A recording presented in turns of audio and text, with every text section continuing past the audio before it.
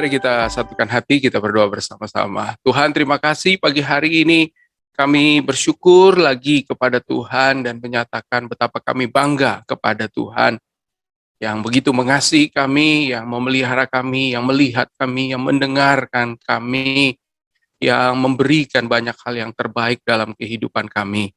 Terima kasih untuk kehidupan yang baru, hari yang baru Tuhan anugerahkan kepada kami.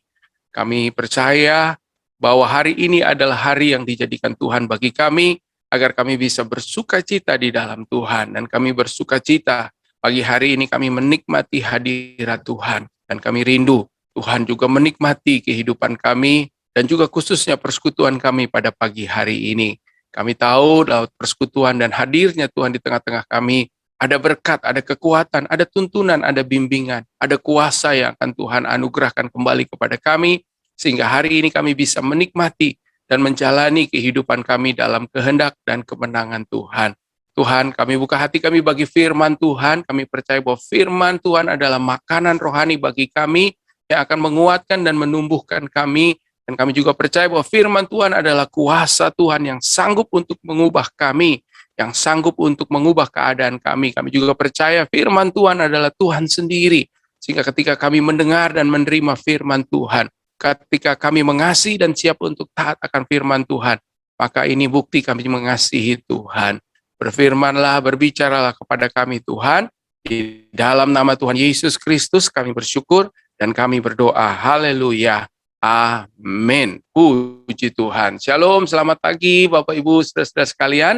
Senang sekali pagi hari ini bisa kembali berjumpa dengan Bapak Ibu saudara yang diberkati oleh Tuhan. Saya percaya bahwa hari ini kita deklarasikan sebagai hari sukacita yang dijadikan Tuhan buat setiap kita. Amin. Puji Tuhan. Terima kasih untuk pengurus Ibu Febe, Ibu Rahel, dan juga semua yang selalu setia untuk melayani dan juga mengatur ibadah gerbang pagi kita. Terima kasih buat Pak James yang juga sudah memimpin kita, membawa kita masuk dalam ujian kepada Tuhan. Haleluya. Saya percaya kita semua dalam keadaan yang baik. Saya percaya kita semua bangun pagi hari ini bersuka cita dan siap untuk kembali menerima berkat Tuhan. Haleluya. Baik, hari ini kita akan bersama renungkan firman Tuhan. Saya rindu sekali agar setiap kita mulai mendapatkan berkat dari Tuhan. Karena itu kita hanya bisa membuka hati, mendengarkan, dan siap untuk meresponi firman Tuhan. Karena kita tahu bahwa firman Tuhan adalah Tuhan sendiri juga buat kita. Haleluya. Ya, tema renungan kita pada pagi hari ini adalah frustrasi dan invitasi. Frustrasi dan invitasi. Frustrasi dan invitasi. Ada dua kata di sana, yaitu frustrasi dan yang kedua adalah invitasi. Apakah artinya? Saya yakin Bapak Ibu saudara sekalian juga sudah bisa memahami apa arti istilah frustrasi dan juga invitasi. Lukas 5 ayat 1 sampai 6. Lukas pasalnya yang kelima, Injil Lukas pasal yang kelima ayat 1 sampai dengan ayatnya yang ke-6. Saya akan bacakan bagi kita sekalian. Demikian firman Tuhan. Pada suatu kali Yesus berdiri di pantai Danau Genesaret. Sedang orang banyak mengerumuni dia, hendak mendengarkan firman Allah. Dia melihat dua perahu di tepi pantai. Nelayan-nelayannya telah turun dan sedang membasuh jalannya. Ia naik ke dalam salah satu perahu itu, yaitu perahu Simon, dan menyuruh dia supaya menolakkan perahunya sedikit jauh dari pantai. Lalu ia duduk dan mengajar orang banyak dari atas perahu.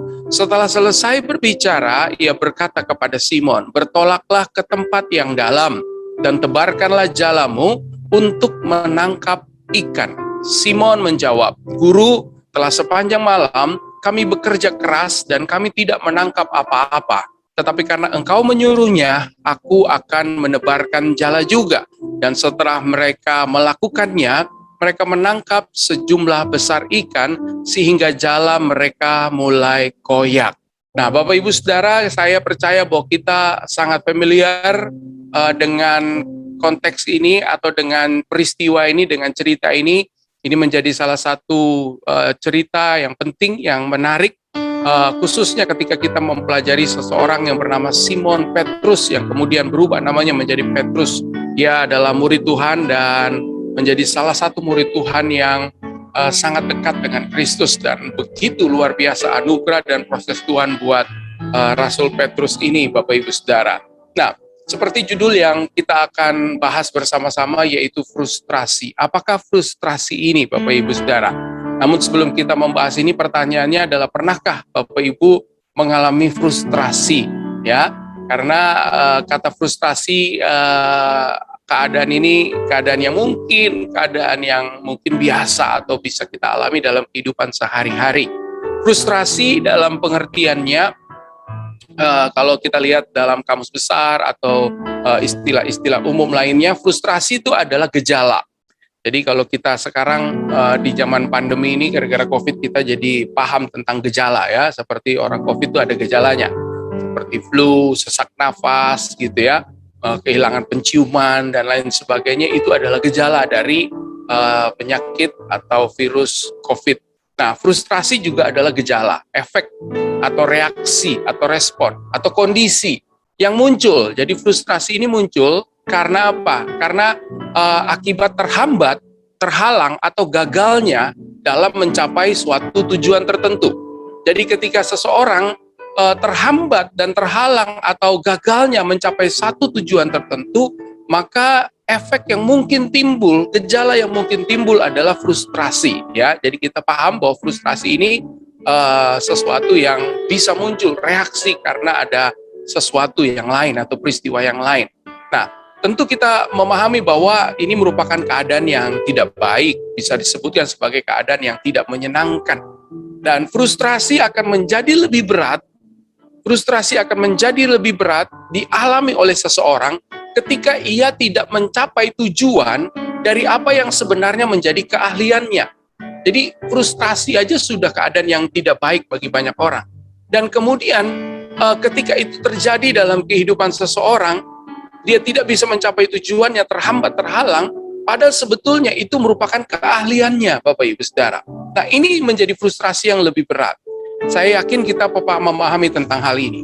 Frustrasi akan menjadi lebih berat ketika seorang ahli. Dan kalau kita meminjam dari peristiwa Simon Petrus bersama dengan Tuhan Yesus ketika ia tidak menangkap apa-apa sepanjang malam, menebar jala, mencoba menangkap ikan, padahal dia adalah seorang nelayan, dia seorang profesional, dia seorang ahli, tetapi sampai pagi hari dia tidak menangkap apa-apa. Dan ini bisa digambarkan sebagai keadaan frustrasi, dan frustrasi yang lebih berat lagi, Bapak Ibu Saudara. Kita juga kalau ahli dalam bidang tertentu, lalu kemudian ketika kita sedang mengerjakan hal itu, lalu kemudian terhalang terus, terhambat terus, maka itu akan menjadi frustrasi, Bapak Ibu Saudara yang dikasihi oleh Tuhan. Saya punya kenalan seorang dokter senior, Bapak Ibu, sangat ahli, sangat baik, pasiennya sangat banyak, dan menjaga protokol kesehatan ketika selama COVID ini, Bapak Ibu Saudara. 1 tahun setengah aman, Bapak Ibu Saudara, dan gelombang kedua yang kemarin ternyata nggak tahu dari mana istrinya bisa positif COVID-19. Kenapa yang terjadi? Harus terpisah karena kondisinya tentu harus menerima perawatan. Ketika menerima perawatan di rumah sakit yang sama, Bapak Ibu Saudara, tempat di mana ia bekerja,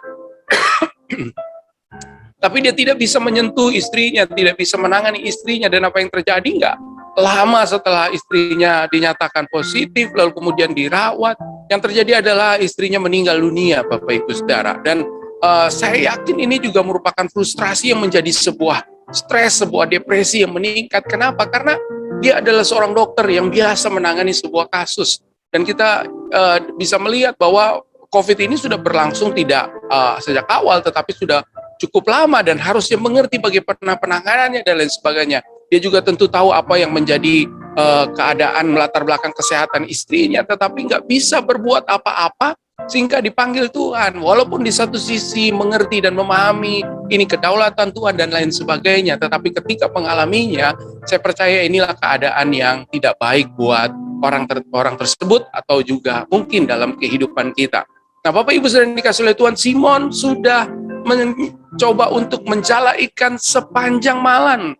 Alkitab menyatakan sepanjang malam. Ia adalah seorang nelayan, tetapi ia tidak mendapat apa-apa. Ini keadaannya. Namun secara kebetulan, dalam tanda kutip saya katakan, secara kebetulan ketika dia sudah mendarat di pinggir pantai Genesaret, dia sedang sibuk untuk membersihkan jalannya karena dia lihat jalannya ini kok nggak ada satu yang nyangkut juga. Mungkin dia cek Bapak Ibu Saudara ya, ini jalannya ada yang bolong apa enggak ya gitu ya kan.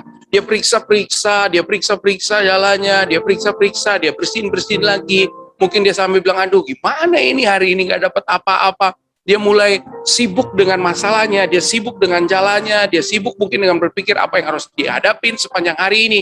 Dan tiba-tiba, Bapak Ibu Saudara, sama-sama bilang sama saya tiba-tiba.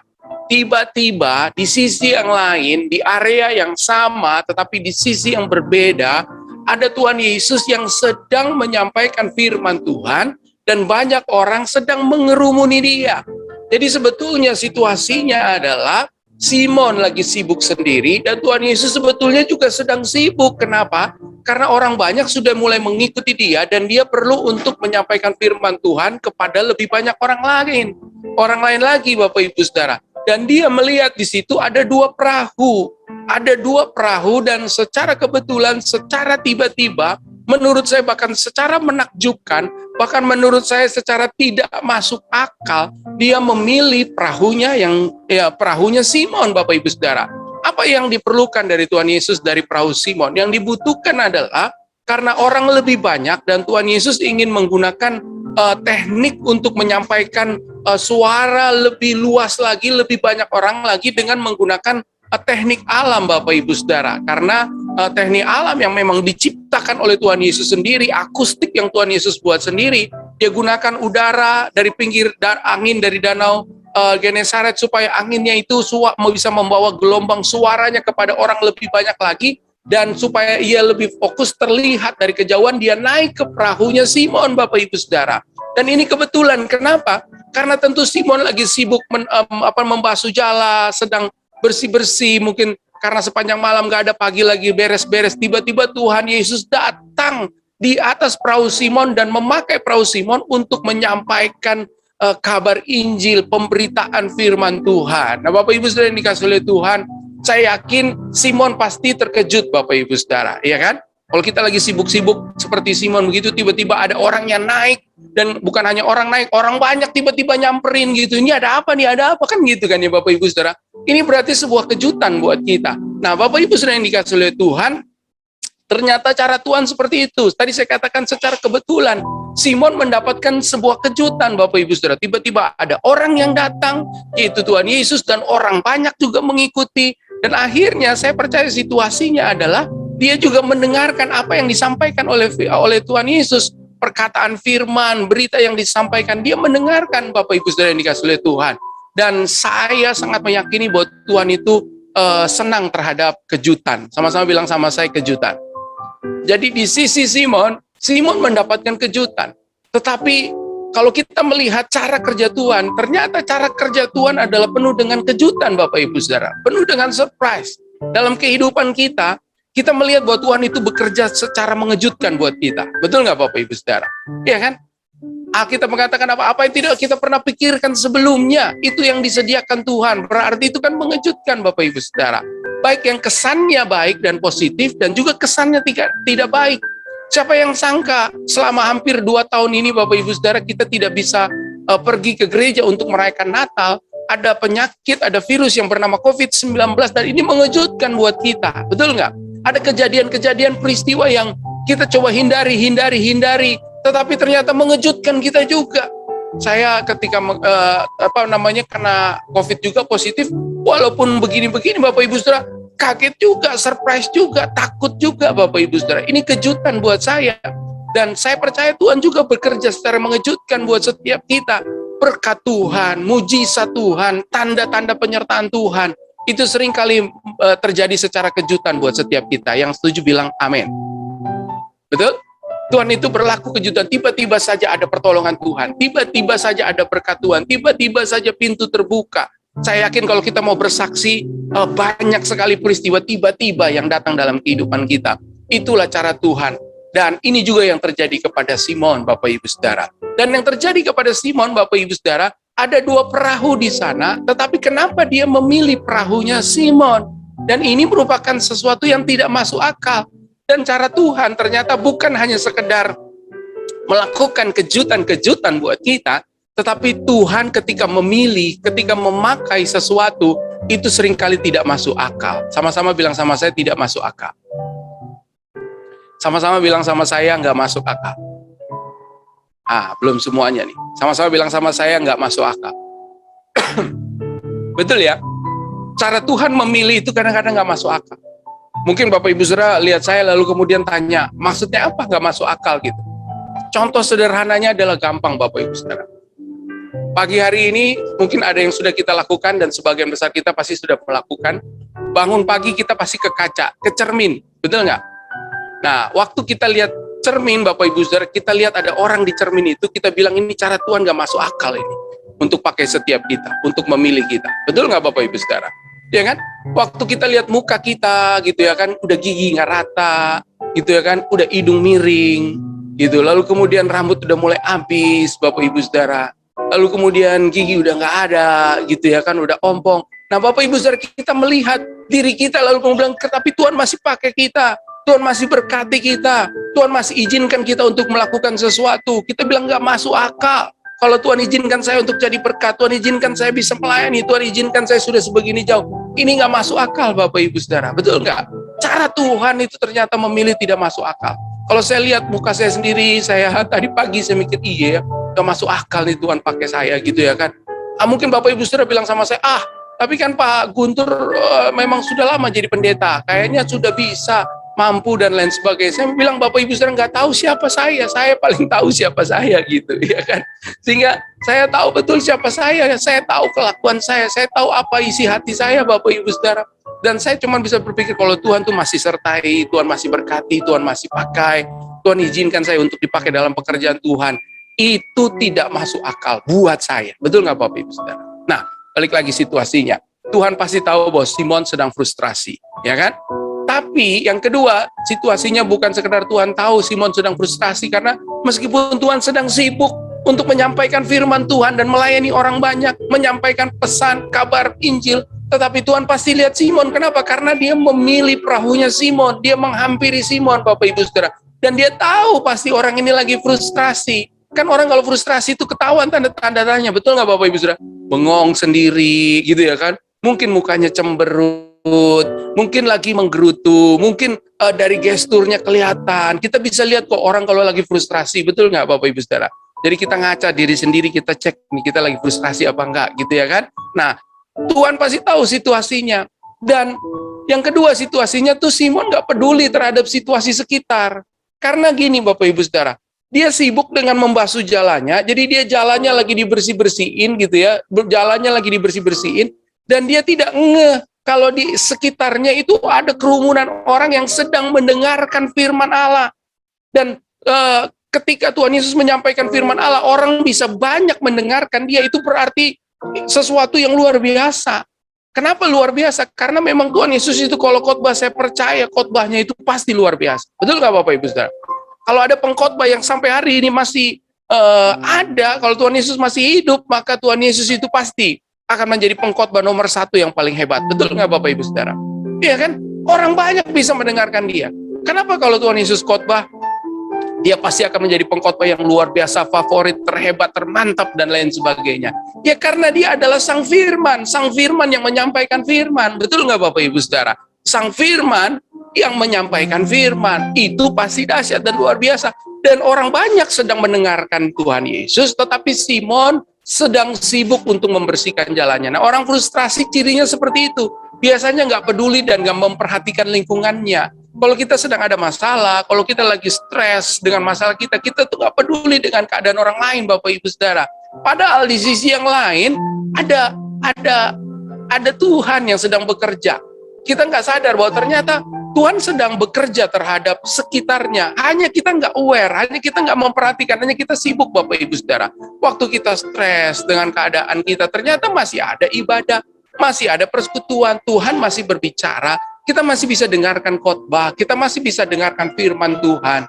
Ini yang tidak kita jauhi ketika kita setiap hari sekarang ada dalam doa pagi, kita renungkan firman Tuhan, kita ketemu dengan orang-orang, ternyata terbuka kesempatannya kok. Ketika kita bingung gimana caranya kita bisa ibadah lagi, ternyata Tuhan pakai fasilitas internet, aplikasi-aplikasi yang mulai terbuka seperti Zoom ini, kita masih bisa mendengarkan firman Tuhan. Dan tahukah Bapak Ibu Saudara yang dikasihi oleh Tuhan, ketika kita mulai memperhatikan, saya percaya itu merupakan hal yang baik ketika kita sedang frustrasi dan tidak sibuk dengan keadaan kita sendiri. Yang ketiga, Tuhan itu bahkan meminta Simon, saya percaya, untuk memakai perahunya. Meskipun Tuhan Yesus naik ke atas perahu, tetapi saya percaya Tuhan Yesus adalah orang yang sopan. Saya yakin Tuhan itu pasti datang mencoba untuk meminjam perahunya Simon. Nah, buat orang frustrasi, dia lagi sibuk. Bapak Ibu Saudara bayangin, kalau Bapak Ibu Saudara lagi sibuk, tiba-tiba ada orang datang, dan itu kejutan, dan kejutan yang dalam tanda kutip mengganggu. Dan orang frustrasi itu akan jadi lebih frustrasi ketika ada orang yang mengganggu. Betul nggak Bapak Ibu Saudara? Ya kan? Kalau kita lagi stres, lagi sibuk misalnya, lagi buat sesuatu, lagi ada tekanan sedikit, ada deadline, tiba-tiba ada orang lain yang mengganggu istri kita, suami kita, anak-anak kita, hanya sekedar mungkin menyampaikan sesuatu yang sederhana. Pak, bisa nggak tolong buangin sampah? Ma, bisa nggak tolong sebentar ini? Itu pasti kita tambah frustrasi. Betul nggak Bapak Ibu Saudara? Kita responnya tar gitu. Ya kan, kita pasti begitu. Dan saya yakin Simon lagi repot-repot, lagi frustrasi, tiba-tiba Tuhan Yesus datang dan orang mengerumuni dia, Bapak Ibu Saudara. Saya yakin itu keadaan yang mengejutkan, dan orang frustrasi tidak suka terhadap sesuatu yang mengejutkan. Tetapi hari ini Bapak Ibu Saudara, saya mau mengatakan kepada Bapak Ibu Saudara, untuk Bapak Ibu Saudara uji. Untuk Bapak Ibu Saudara uji. Orang yang frustrasi memang biasanya tidak suka kejutan, karena kejutan baginya adalah sebuah gangguan. Tetapi hari ini saya punya statement di awal bahwa ternyata solusi dari frustrasi adalah kejutan. Sama-sama bilang sama saya, solusi frustrasi adalah kejutan. Ternyata kejutan itu adalah solusi buat frustrasi. Mungkin kejutan bisa menjadi gangguan, tetapi sesungguhnya kejutan bisa jadi frustrasi. Apa itu kejutan Bapak Ibu Saudara? Apa itu kejutan? Dan apakah itu hal yang baik? Tahukah Bapak Ibu Saudara, kejutan sebetulnya bisa menjadi hal yang baik, karena kejutan itu berfungsi untuk menarik perhatian agar kita atau seseorang menjadi konsentrasi. Saya ulangi sekali lagi, kejutan itu bisa membuat kita menarik perhatian dan membuat kita terkonsentrasi. Ya kan? Contoh sederhananya nih, kita lagi sibuk-sibuk, misalnya seperti saya lagi ngomong begini di Zoom gitu ya kan. Ini kan kita harus konsentrasi Bapak Ibu Saudara. Jangan sampai ada yang kecaput dan lain sebagainya. Tiba-tiba lagi khotbah begini, Bapak Ibu Saudara, saya juga pernah ngalamin, lagi ngomong tiba-tiba komputernya mati, atau tiba-tiba mic-nya nggak hidup. Itu kan kejutan. Lagi serius, lagi fokus gitu. Tiba-tiba ada sesuatu, aduh ada apa nih? Gitu ya kan? Nah, tetapi itu bisa menjadi baik. Kenapa? Karena biasanya kalau kita dikejutkan, gitu ya kan, itu membuat kita tuh perhatian Bapak Ibu Saudara. Iya kan? Kadang-kadang kita kalau pernah nggak Bapak Ibu Saudara lagi nyetir, tiba-tiba ngantuk gitu. Tiba-tiba kengantuk begitu, lalu kemudian kekaget gitu, terkaget karena ada suara, gedebuk gitu. Nah, ternyata itu baik. Kenapa? Membuat kita konsentrasi. Betul nggak Bapak Ibu Saudara? Jadi itu adalah fungsi yang baik supaya kita terkonsentrasi kembali, supaya kita fokus lagi Bapak Ibu Saudara. Dan kejutan terhadap Simon ketika dia sedang sibuk Bapak Ibu Saudara, ini menjadi hal yang baik. Kenapa? Karena ternyata ini menjadi solusi buat Simon pada saat itu. Nah, pelajaran rohaninya, apa sih yang bisa kita lakukan dari peristiwa Simon ini mengatasi yang namanya frustrasi? Saya tidak tahu apa keadaan Bapak Ibu Saudara sekalian, tetapi saya percaya frustrasi ini bisa datang kapan saja. Bahkan ini merupakan kejadian daily atau harian yang bisa kita hadapi setiap hari. Karena itu, bagaimana kita mengantisipasi, bagaimana pelajarannya supaya kita bisa mengatasi frustrasi ini. Yang pertama, izinkan Tuhan menggunakan perahu kita. Sama-sama bilang sama saya, izinkan Tuhan menggunakan perahu kita. Amin, Bapak Ibu Saudara. Izinkan Tuhan menggunakan perahu kita, Bapak Ibu Saudara. Izinkan Tuhan ada di dalam perahu bersama-sama dengan kita. Apa itu perahu? Perahu itu adalah bejana. Perahu itu adalah simbol, gambaran dari kehidupan kita. Karena itu Bapak Ibu Saudara, ketika Tuhan memilih kita, ketika Tuhan datang kepada kita, dan Tuhan ingin masuk, Tuhan mengetuk, Tuhan ingin memakai kita. Saya hari ini memberikan nasihat, karena ini juga nasihat firman Tuhan. Izinkan Tuhan memakai kehidupan kita lebih lagi, lebih lagi, lebih lagi. Yang setuju sama saya bilang, siap Tuhan. Nah, belum semua nih. Saya tanya lagi, ini kesempatan terakhir. Kalau Bapak Ibu Saudara siap dipakai Tuhan dan mengizinkan kehidupan Bapak Ibu Saudara dipakai oleh Tuhan, sama-sama bilang sama saya, siap Tuhan. Amin. Izinkan Tuhan memakai perahu kita, Bapak Ibu Saudara. Izinkan di lokasi, di tempat di mana kita sedang frustrasi, itu dipakai, digunakan oleh Tuhan. Mungkin kita lagi frustrasi dengan keluarga kita, dengan suami, dengan istri, dengan anak-anak. Izinkan Tuhan memakai keluarga kita. Jadi kita nggak hanya fokus dengan masalah keluarga kita, izinkan kita melihat sekitar. Ada Tuhan yang ternyata masih akan memakai kehidupan kita. Kalau Tuhan mau pakai pekerjaan kita, izinkan Tuhan pakai pekerjaan kita. Kalau Tuhan mau pakai usaha kita, izinkan Tuhan pakai usaha kita. Kalau Tuhan mau pakai talenta kita, izinkan Tuhan pakai talenta kita, Bapak Ibu Saudara. Bahkan Bapak Ibu Saudara, kalau Tuhan mau pakai medsos kita, izinkan Tuhan pakai medsos kita, Bapak Ibu Saudara. Karena medsos, media sosial itu juga perahu buat kita. Di zaman modern begini, Bapak Ibu Saudara, banyak orang justru bisa melakukan banyak hal dengan media sosialnya. Karena itu izinkan Tuhan pakai Bapak Ibu Saudara.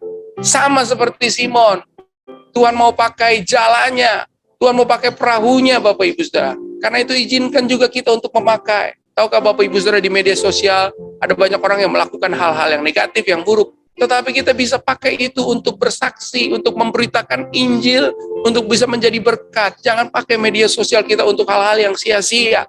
Jangan pakai media sosial kita untuk hal-hal yang jahat, Bapak Ibu Saudara. Jangan nyampah di media sosial kita. Tapi pakai itu untuk memberitakan Injil. Yang setuju bilang amin. Amin. Yang kedua, Bapak Ibu Saudara, apa pelajaran rohani mengatasi frustrasi? Bertolaklah ke tempat yang dalam bersama dengan Tuhan. Tuhan Yesus bilang apa? Bertolaklah ke tempat yang dalam. Bu, saudara yang dikasih oleh Tuhan, ini sebuah metafora, sebuah istilah. Bertolak ke tempat yang dalam, betul. Secara fisik berarti jauh, berjalan ke tengah danau, Bapak Ibu Saudara. Yang lebih dalam, ini merupakan gambaran bagaimana kita itu sekarang meninggalkan kebisingan orang banyak. Meninggalkan kesibukan kita yang selama ini justru menarik perhatian kita untuk tidak melihat Tuhan, mendengar suara Tuhan, Bapak Ibu Saudara. Tuhan mau supaya kita lebih punya quiet place. Kalau pemazmur bilang secret place, tempat yang rahasia, tempat yang kudus, Bapak Ibu Saudara. Berjalan lebih jauh bersama dengan Tuhan. Ini adalah saat yang tepat ketika seorang frustrasi, karena memang Tuhan Yesus sendiri yang mengundang, yang berkata, semua yang letih lesu berbeban berat datang kepadaku, aku akan berikan kelegaan. Pikulah aku, belajarlah kepadaku, sebab jiwamu akan mendapat ketenangan, ada kelegaan dan ketenangan. Karena itu Bapak Ibu Saudara, bertolak ke tempat yang dalam bersama dengan Tuhan. Di tempat yang dalam, tempat di mana kita memang penuh resiko, Bapak Ibu Saudara, pasti penuh resiko. Karena jauh dari daratan. Ini seperti kita terombang-ambing gitu. Tetapi kalau Tuhan masih bersama-sama di perahu dengan kita, itu sudah cukup buat kita. Amin. Pak, Bu, yang paling penting adalah Tuhan Yesus itu ada di perahu bersama-sama dengan kita. Betul? Karena Alkitab juga mengatakan bahwa dia itu nahkoda kita. Betul nggak? Dan ada beberapa kejadian di atas perahu. Murid-murid pernah dihantam badai, angin sakal, mereka hampir tenggelam, Bapak Ibu Saudara. Dan murid-murid ketakutan luar biasa. Tuhan Yesus lagi enak-enak tidur, betul nggak? Mungkin Tuhan Yesus lagi ngorok kali, Bapak Ibu, karena Tuhan Yesus manusia juga. Karena capek, dia ngorok kali, gitu, enak-enak tidur. Lalu kemudian murid-muridnya bangunin, guru, apakah engkau tidak khawatir kita akan binasa? Bapak Ibu Saudara yang dikasih oleh Tuhan, kita udah satu perahu sama Tuhan Yesus, kita masih ketakutan dengan badai, betul nggak? Padahal Tuhan Yesus memberikan pelajaran penting buat murid-murid dan buat kita semua. Dia cuma berdiri di atas perahu, di pinggir pantai, dan dia cuma bilang, peace, Bapak Ibu Saudara, ya kan?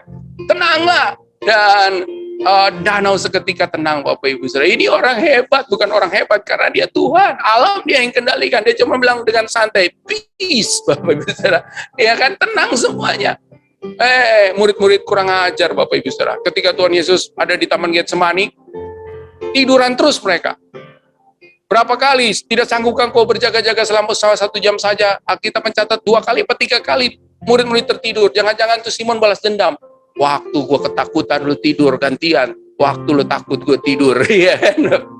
Jadi balas dendam, padahal Bapak Ibu Saudara, konteks Tuhan Yesus ada di perahu itu lebih penting. Selama kita masih bersama-sama dengan Tuhan, selama kita libatkan Tuhan, selama Tuhan masih bersama-sama dengan perahu kita yang bisa apa saja, kita masih aman. Amin. Kenapa? Karena ada Tuhan, karena Immanuel, karena ada Immanuel. Amin, Bapak Ibu Saudara. Yang ketiga, yang terakhir, bagaimana mengatasi frustrasi pelajar rohani? Yang pertama tadi, izinkan Tuhan memakai perahu kita. Perahu adalah bejana, apapun bejana pakai. Siapkan, izinkan Tuhan untuk memakai kita. Yang kedua, bertolaklah ke tempat yang dalam. Ini istilah, Bapak Ibu Saudara bisa renungkan lagi. Banyak hal yang bisa kita lakukan dengan situasi ini, bertolak ke tempat yang dalam. Kita masuk lebih intim lagi dengan Tuhan. Kita belajar firman Tuhan. Kita kembali kepada kecintaan kita kepada firman Tuhan. Dan yang ketiga, yang terakhir, taat aja sama Tuhan. Sama-sama bilang sama saya, taat saja sama Tuhan. Kalau kita lagi frustrasi, taat aja sama Tuhan, Bapak Ibu Saudara. Karena taat sama Tuhan itu mengejutkan dan itu solusi buat kita. Amin. Kalau kita lagi frustrasi, di sisi yang lain, kita pasti mendengar sebuah instruksi. Taat saja Bapak Ibu Saudara. Taat aja sama Tuhan. Kalau Tuhan bilang semangat terus, kerja keras terus, jangan menyerah. Kalau Tuhan bilang ampuni, kalau Tuhan bilang lepaskan ini, kalau Tuhan bilang maju saja, taat saja Bapak Ibu Saudara. Betul? Taat saja. Simon ini ahli. Dia bilang, ketika disuruh bertolak ke tempat yang dalam, mungkin dia bingung kali ya. Apa sih ini maksudnya? Apa sih? Ngapain sini orang? Gue udah pikirin perahu, udah siap-siap mau pulang gitu ya kan. Nih ketemu istri mau bilang apa nih? Pas mau bilang hari ini nggak ada berkat gitu ya kan. Aduh anak-anak hari ini kita kayaknya mesti makan ikan asin yang udah seminggu kemarin kita jemur gitu ya kan. Karena ikan yang seger nggak ada, kita nggak tahu. Ya kan? Karena setiap kita pasti punya persoalan tentang ekonomi. Tetapi Bapak Ibu Saudara yang dikasihi oleh Tuhan, frustrasi kita di ekonomi, di kesehatan kita, frustrasi kita di keluarga, di pekerjaan kita. Kalau kita sedang ada dalam situasi seperti itu, taat saja sama Tuhan Bapak Ibu Saudara. Ini tipsnya, belajar dari Simon, bukan belajar dari saya. Kenapa? Kita harus taat saja Bapak Ibu Saudara, karena itu adalah kejutan-kejutan yang akan menjadi solusi buat kita. Karena itu Bapak Ibu Saudara yang dikasihi oleh Tuhan, prinsipnya adalah kecaplah dan lihatlah. Sama-sama bilang sama saya, kecap dan lihat. Sama-sama bilang sama saya, kecap dan lihat. Jadi firman Tuhan itu bukan untuk ditimbang-timbang. Kalau bagus, kalau tepat saya lakukan. Kalau kurang nanti saja. Firman Tuhan itu justru untuk kita lakukan dulu baru kita mengerti. Betul Bapak Ibu Saudara? Jangan salah, lakukan dulu baru engkau mengerti. Bukan mengerti dulu baru lakukan. Makanya kalau kita ketika kita menemukan makanan yang baru, Bapak Ibu Saudara, coba dulu, baru kita ngerti. Jangan ngerti dulu, baru coba. Itu soto rawon, itu makanan enak, Bapak Ibu Saudara. Rawon tuh enak ya, apalagi pagi-pagi gini, rawon, ada apa tuh, yang kacang hijau itu, toge yang kecil-kecil gitu ya, Bapak Ibu Saudara ya. Pakai sambal, di dalamnya sama telur asin bebek, Bapak Ibu Saudara. Pagi-pagi sarapan tuh enak makan itu ya. Ini kita udah bayangin nih. Tapi kalau kita lihat rawon Bapak Ibu Saudara, kasih ke orang bule, orang luar negeri, dia pikir ini air got Bapak Ibu Saudara. Iya kan? Air got warnanya hitam. Nggak jelas, kayak Kali Ciliwung gitu Bapak Ibu. Warnanya hitam. Tapi kalau kita kasih sama orang bule yang nggak tahu rawon, dia pasti bilang, ini makanan apa ini? Gitu ya kan? Tapi kalau dia rasa dulu baru dia ngerti. Oh ternyata ini enak banget. Betul nggak Bapak Ibu Saudara? Karena daging adalah makanan umum. Tapi ketika makan di rawon, ini enak banget. Itu prinsipnya. Makanya Tuhan bilang, apa kecaplah dan lihatlah betapa baiknya Tuhan. Mengapa kita bilang Tuhan turut bekerja dalam segala perkara untuk datangkan kebaikan? Karena ada kejutan, karena ada surprise yang akhirnya membuat kita mengecap dan akhirnya mengerti. Selama ini saya terlambat, tapi tidak ada waktu terlambat. Yang saya tahu Tuhan turut bekerja untuk datangkan kebaikan. Yang setuju bilang amin. Nah, kenapa judulnya invitasi Bapak Ibu Saudara menjadi kesimpulan kita? Frustrasi dan kejutan itu seperti penderitaan dan pengharapan. Frustrasi seperti penderitaan dan pengharapan. Biasanya nempel. Orang yang menderita itu pasti mengharapkan sesuatu. Dan ini adalah pengharapan. Frustrasi bukan dosa Bapak Ibu Saudara. Frustrasi sekali lagi saya katakan bukan dosa. Frustrasi itu bukan kegagalan selamanya buat kita. Frustrasi itu bisa menjadi invitasi. Frustrasi bisa menjadi invitasi. Undangan. Ternyata ketika kita frustrasi, kita ada di sebuah garis di mana kita sebetulnya sedang diundang oleh Tuhan. Makanya Tuhan Yesus bilang, yang letih lesu datang kepadaku. Jadi ternyata ketika kita sedang frustrasi, kita melihatnya dari sisi negatif, ini sesuatu yang bahaya, merugikan, menakutkan. Tetapi kalau kita melihat ini sekarang, ini merupakan undangan kita. Undangan apa? Undangan masuk pada hidup yang berkelegaan. Amin, Bapak Ibu Saudara. Di saat-saat seperti ini, yang paling penting itu adalah berkelegaan. Jiwa yang tenang, karena hanya dekat Allah saja, jiwa kita tenang. Kita tuh beroleh damai sejahtera, itu yang penting. Dan yang kedua, yang terakhir, undangan untuk apa? Undangan untuk masuk dalam musim yang baru. Sama-sama bilang sama saya, masuk dalam musim yang baru. Simon, dikatakan apa dulu? Engkau, dikatakan kalimat dalam perikop yang berbeda, engkau akan menjadi penjala manusia. Bukan hanya menjala ikan. Ketika hidup kita siap dipakai, maka kita akan menjadi penjala manusia. Amin, Bapak Ibu Saudara. Musim yang baru. Bapak Ibu Saudara, kita sudah mau Natal ini, dan kita mau masuk tahun yang baru, kita imani kita masuk musim yang baru. Amin. Kita lihat keadaan lebih baik, dan kita percaya akan lebih baik lagi. Kita mempertaruhkan harapan kita kepada Tuhan. Kita percaya Tuhan akan buat lebih baik lagi. Keadaan akan menjadi lebih baik lagi. Dan kita percaya ini musim yang baru yang Tuhan berikan kepada kita. Amin. Karena itu, frustrasi bisa menjadi invitasi. Undangan kita. Undangan dari Tuhan. Supaya kita masuk dan bisa menikmati rancangan Tuhan, janji Tuhan, kelegaan, dan juga mujizat serta pengalaman yang hebat bersama dengan Tuhan. Yang setuju, sama-sama bilang sama saya, amin. Semangat Bapak Ibu Saudara. Saya mau berdoa buat Bapak Ibu Saudara sebentar saja sebelum kita masuk doa syafaat. Tuhan, kami sudah mendengarkan firman Tuhan. Hamba-Mu sudah menyampaikan firman. Hamba berdoa Tuhan, berikan kelegaan kepada setiap mereka yang hari ini sedang frustrasi. Dengan masalah, dengan persoalan dan situasi mereka apapun. Biarlah Tuhan, mereka membuka hati dan Engkau memberikan kelegaan. Dan bahwa mereka masuk pada rancangan-Mu ya Tuhan, untuk memasuki musim yang baru, melihat segala sesuatu lebih baik. Karena firman Tuhan berkata bahwa akhir dari segala sesuatu lebih baik dari awalnya. Dan rancangan hari depan penuh dengan pengharapan, diwujudkan dalam kehidupan mereka. Dalam kehidupan umat-Mu. Di dalam nama Tuhan Yesus, kami berdoa. Haleluya. Bapa kami yang di surga, dikuduskanlah nama-Mu, datanglah kerajaan-Mu, jadilah kehendak-Mu di bumi seperti di surga. Berikanlah kami pada hari ini makanan kami yang secukupnya. Dan ampunilah kami akan kesalahan kami, seperti kami juga mengampuni orang yang bersalah kepada kami. Dan jangan membawa kami ke dalam pencobaan, tetapi lepaskanlah kami daripada yang jahat. Karena Engkaulah yang mempunyai kerajaan, dan kuasa, dan kemuliaan sampai selama-lamanya. Amin. Mari arahkan hati kita kepada Tuhan, dan terimalah berkat Tuhan. Tuhan memberkati engkau dan melindungi engkau. Tuhan menyinari engkau dengan wajah-Nya dan memberi engkau kasih karunia. Tuhan menghadapkan wajah-Nya kepadamu dan memberi engkau damai sejahtera. Terimalah kasih karunia, berkat yang berlimpah dari Allah dalam penebusan Kristus dan persekutuan yang manis dengan Roh Kudus hari ini, bahkan sampai Kristus datang menjemput kita. Mari bersama-sama kita yang percaya katakan, Amin. Kita berikan